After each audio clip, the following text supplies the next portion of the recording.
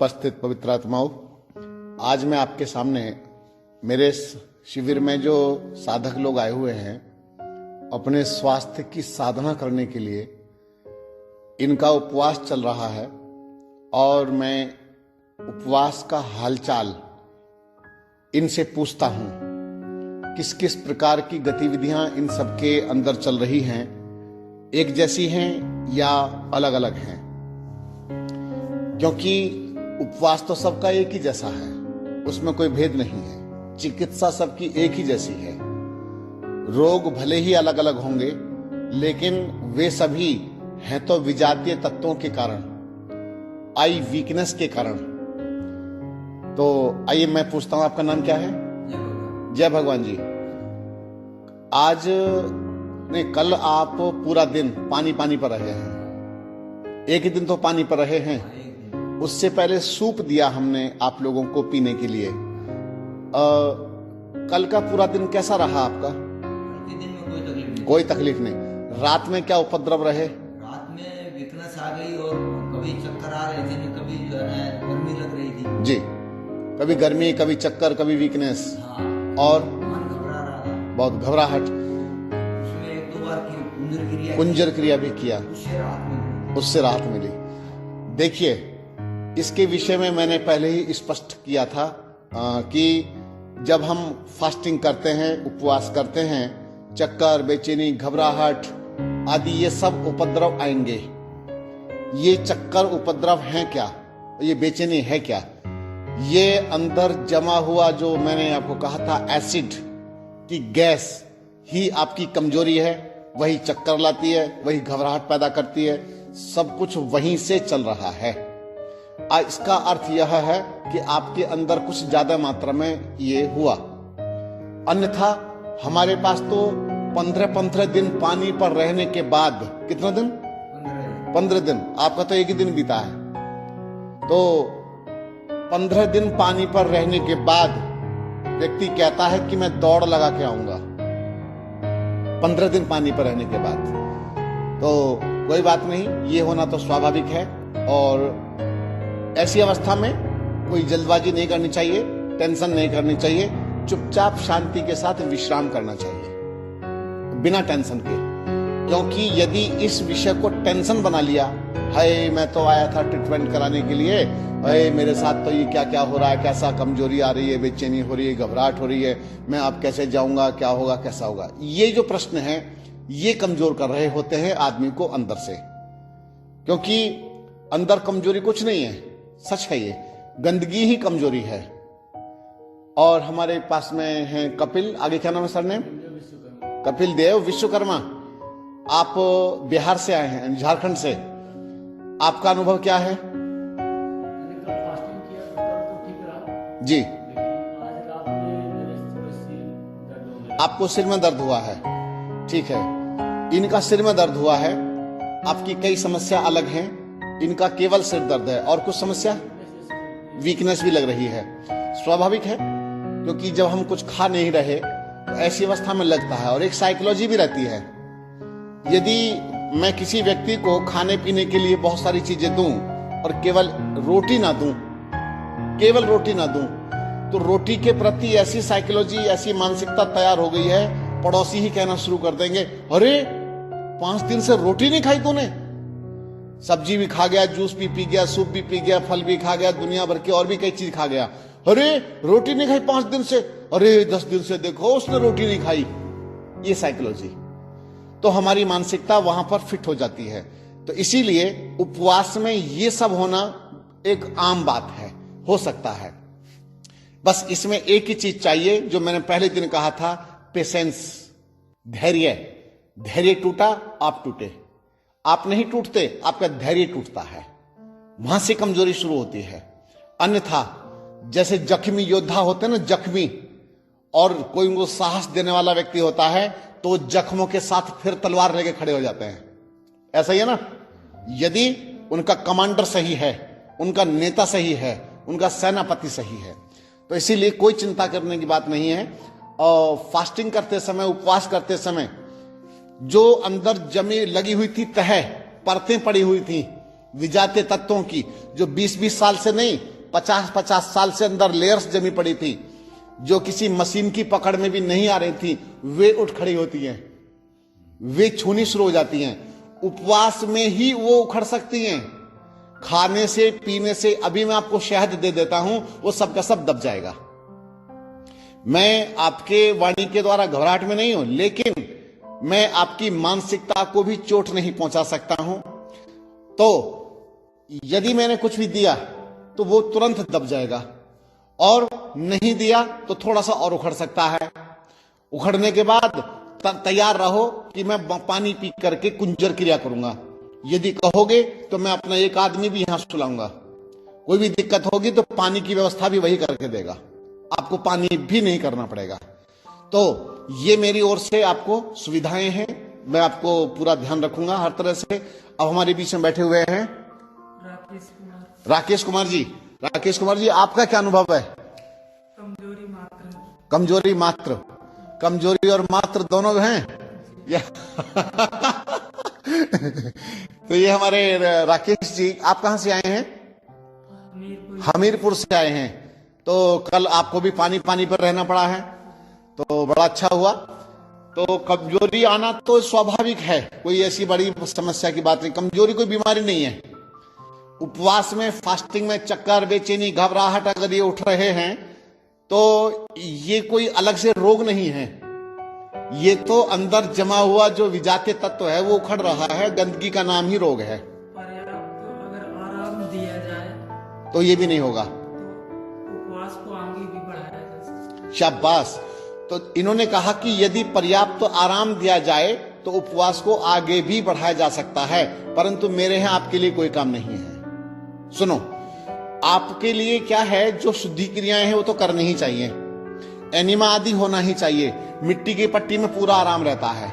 मिट्टी की पट्टी पेट पर लगाई और आप आराम कर ले, तो सारी की सारी क्रियाएं बड़ी मजेदार हैं, बड़ी आरामदायक हैं। कोई खिंचाव और तनाव नहीं है। और जो भी करें आप उसको एंजॉय के साथ करें, मौज मस्ती के साथ करें। वाह, अब ये करेंगे, अब ये करेंगे, अब ये करेंगे।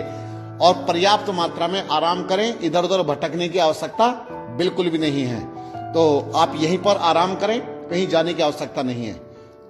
उपवास की जो एनर्जी है, शक्ति, उपवास में शक्ति आती कहां से है? शक्ति आएगी आपको विश्राम करने से। उपवास में आपको रेस्ट करना चाहिए, पर ऐसा ही नहीं कि 24 घंटे रेस्ट ही करते रहे। उसमें क्या किया, चुप लगा अब समय थोड़ा सा ठीक है, फ्री हो चुके हैं, विश्राम हो चुका है, तो अभी सर्दियों के दिन है, थोड़ा सा कोई कंबल आदि ओढ़ करके कमर सीधी करके बैठ गए। कमर सीधी करके अपने आज्ञा चक्कर पर मन को लगाया, माथे के बीचों बीच, जहां भ्रिकुटी में, यहां पर मन लगाया, टिकाया।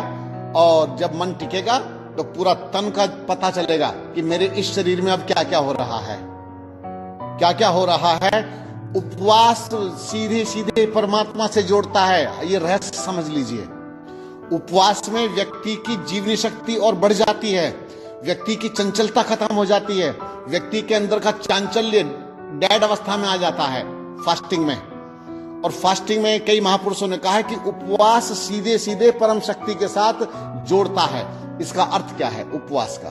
उप माने समीप और वास माने वसना, परमात्मा के समीप बसना, परमात्मा में बसना। आप ऐसा करो कि अगर आप 10 दिन का फास्टिंग कर रहे हैं और आप साथ के साथ ध्यान भी कर रहे हैं, मेडिटेशन भी कर रहे हैं, तो ये उपवास आपको समाधि से भी जोड़ सकता है। महात्मा आनंद स्वामी जी जिस समय हिमालय में साधना करने के लिए गए हुए थे, वहां उनको एक गुरु मिले। जब वहां गुरु मिले तो उन्होंने उनको एक कुछ सिखाना था कि अपने स्वर को चलाने के लिए, सूर्य स्वर और चंद्र स्वर, कि अपनी इच्छा से हम किसी भी स्वर को चला सकें।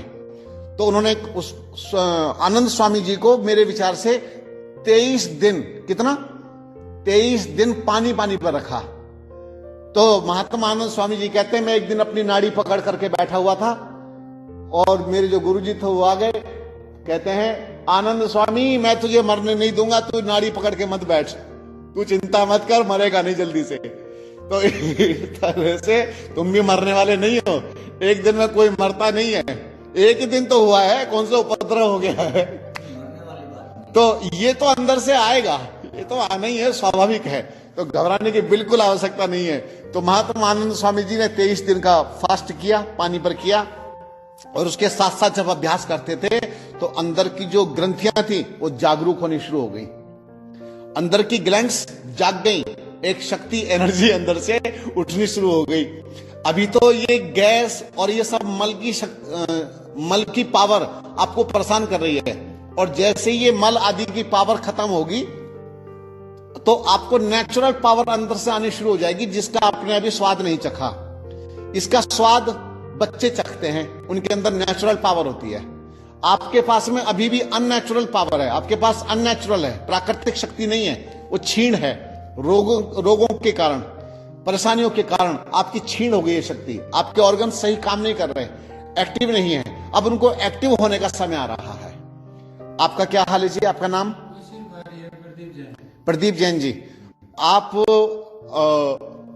पहले से काफी हमारी ऑडियो और वीडियो देख चुके हैं, और आप एक अनुभवी व्यक्ति हैं। आपने एक उपवास से पाए नवजीवन, इस क्रम को 3 बार शायद दोहराया है, 3 बार दोहरा करके शायद 20 किलो वजन भी घटाया, और अब यहां पर मेरे पास में शुद्धिकरण की दृष्टि से और मेरा सानिध्य पाने की दृष्टि से यहां पर आए हैं। यही बात है? तो केवल सिर भारी है और कोई समस्या नहीं है। बड़ी बात यह है हमारे जैन साहब का इस समय मनोबल बहुत अच्छा है। मनोबल ही आपको स्थिर रखेगा, और जैसे ही मनोबल टूटा, आप टूटे, तो कोई बात नहीं, मेरी शुभकामनाएं हैं। और सबको हम एक ही जैसा नहीं लेके चलेंगे। अगर किसी व्यक्ति में स्टेमिना बढ़ रहा है, वो टिकने के लिए तैयार है, तो हम युद्ध के मैदान में उसको टिकाएंगे। तो सबके लिए एक ही जैसा लागू नहीं करेंगे नियम। तो हमारे बीच में बैठे हैं मोहम्मद नफीस सहारनपुर। तो ये नफीस भाई हमारे पास में आए हैं शिविर में भाग लेने के लिए। नफीस, आपको क्या हो रहा है, कैसी स्थिति है? मुझे कल शाम 7 बजे से है। 7 बजे से? जी। मेरा उल्टी का मन कर रहा था। अच्छा। तो रात 10 बजे मैंने फिर कुंजन क्रिया की। कुंजर क्रिया, हाँ। 2 गिलास पानी पी के जी। और फिर ना मुझे वो खट्टा खट्टा निकला। शाबाश, ये निकला। सांप बिच्छू आदि जो छपे, जो अंदर दबे पड़े हैं ना, वो निकले। और उसे निकालने के बाद मेरा गला बहुत देर तक दुखता रहा। हाँ, रुकिए, ये जो अंदर से खट्टा खट्टा निकला और ये जो आपका कड़वा कड़वा निकला, ये सड़ा हुआ एसिड है। ये पुराना एसिड सड़ा पड़ा है, जो कई कई बीमारियों को जन्म दे रहा था अंदर से, जो ठीक नहीं होने दे रहा था। उपवास में, फास्टिंग में अब वो उखड़ा। बहुत अच्छा हुआ। और बस अब अभी रात में नींद आई है? नहीं, सो नहीं पाया मैं रात में अच्छी तरह नहीं सो पाए। अभी क्या हालत है? अभी तो हल्का हल्का सा उल्टी का मन कर रहा है, हल्का हल्का। ठीक है। देखो, अब मैं आपको एक इसका और रहस्य बताता हूं। मेरे पास में ऐसे ऐसे केस हुए हैं कि व्यक्ति को हमने फास्टिंग शुरू कराया भी नहीं और उसको उल्टियां लग गई। उल्टियां लग गई डॉक्टर की भाषा में या अन्य लोगों की भाषा में, तो उसके साथ में गलत हो गया। है कितनी उल्टियां कर रहा है कितना उल्टी कर रहा है, बेचारे का गला जलने लगा है, कितनी उल्टियां हो रही हैं। तो ये पाप हुआ है या पुण्य हुआ है? ये तो पुण्य हुआ। अंदर से जो वर्षों पुराना था, वो उल्टी जो लग गई, उस लगी हुई उल्टियों ने 2 दिन में 4 दिन में उसको पूरा एकदम फ्रेश कर दिया। यानी कि आपके आमाशय से जमा हुआ जितना भी कचरा था ना, कूड़ा करकट, आमाशय ने उसको बाहर फेंक दिया। तो ये अंदर से बाहर फेंके सिस्टम आपका अपने आप ही फेंकना शुरू कर दे, उसको कहते हैं उल्टियां लगना। जैसे लूज मोशन हो जाते हैं, पहले तो आप कब्ज से दुखी थे और अचानक लूज मोशन हो गए, तो मोशन लूज होकर निकल रहा है, निकलने दो ना उसे। आप उसकी प्रक्रिया में हस्तक्षेप क्यों डालना चाहते हैं? आप इंटरफेयर क्यों करना चाहते हैं? आप शरीर की नेचुरल अवस्था को, वो जो प्रोसीजर है, उसको चलने दीजिए। अगर आपको उल्टियां लगी तो अच्छी बात। इसमें एक ही बात रखें ध्यान कि जैसे ही जी मिचलावे तो बिल्कुल भी आलस मत कीजिए, चुपचाप शांति के साथ उठिए और पानी पी करके कुंजर क्रिया कर लीजिए, सबसे सरल। और जैसे आपको चक्कर लगे, चक्कर से आ रहे हैं भाई, पानी गर्म करो। इसमें एक तरीका और भी है कि आप में से दूसरा अन्य व्यक्ति भी उसकी सहायता कर सकता है, एक दूसरे की सहायता कर सकते हैं। तो दूसरे की सहायता करने से क्या होगा, क्योंकि उसको तो चक्कर आ रहे हैं, अब वो पानी बेचारा गर्म करने के लिए जाएगा तो वो उसको परेशानी बढ़ेगी और उल्टा। तो उसको पानी पिलाओ और कुंजर क्रिया बाहर हाथ पकड़ के ले जाओ और उसको कुंजर क्रिया करा दो। और मैं आज ही अपना एक व्यक्ति यहां पर सहयोगी आपके पास में यहां सुला दूंगा, क्योंकि हमारे पास व्यवस्था बहुत अच्छी है। और सबसे बढ़िया बात यह है कि अब आप कमरों में नहीं हैं, अब आप हॉल में हैं। अब आप सहारनपुर कुछ नहीं, परिवार वाला कुछ, आप एक परिवार बन गए हैं, यहां पर एक दूसरे की सहायता के लिए बैठे हुए हैं। तो बहुत अच्छी बात है। तो भगवान करे आपका उपवास सफल हो। सबकी अलग अलग ढंग की अनुभूतियां हैं, एक जैसी किसी की भी नहीं है। तो ये सब होना स्वाभाविक है और होना भी चाहिए, वरना फास्टिंग का मतलब क्या हुआ? अगर ये उल्टियां ना आए, चक्कर ना आए, बेचैनी ना हो, घबराहट सी ना हो, तो फास्टिंग का कोई मतलब नहीं रहा। इससे तो फिर वही हो गया फास्टिंग, कौन सा, खाने पीने वाला। जैसे वो खाते पीते ना, वो फास्टिंग के समय में नाम को था फास्ट कर रहे हैं, उपवास कर रहे हैं, व्रत कर रहे हैं, तरह तरह के माल पूड़े खा जाते हैं उसमें। तो वैसा हमें कुछ, हम ये नहीं है, ये अलग चीज है। और जैसे ही आपका 2-3 दिन का फास्टिंग सफल होगा, उसके बाद में धीरे से आपको शहद नींबू पानी या फिर जो भी हम उचित समझते हैं आपके अनुसार, वो हम आपको देंगे। तो बिल्कुल घबराने की आवश्यकता नहीं है, हम आपके साथ हैं।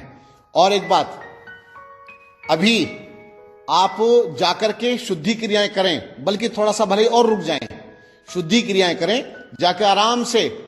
और उसके बाद मिट्टी की पट्टी हो जाएगी पेट पर, और आराम से आप लेटिए। बिल्कुल तनाव ना करें, खिंचाव ना करें, माइंड पर बिल्कुल भी दबाव ना डालें। तो इससे आप एकदम सफल उपवास करेंगे। तो मैं तो ये सोचता था कि कम से कम आप यहां आए ही हैं तो 3 दिन का तो सफल हो ही जाए किसी भी तरह से खींचतान करके। तो अगर 3 दिन का आपने सफल उपवास कर लिया तो एक बहुत बड़ी विजय प्राप्त कर लिया आपने। और अरे आप तो मेरे पास आए हुए हैं, उन लोगों से पूछो जो घरों में बैठ करके मेरा ऑडियो देख देख करके ही उपवास कर रहे हैं।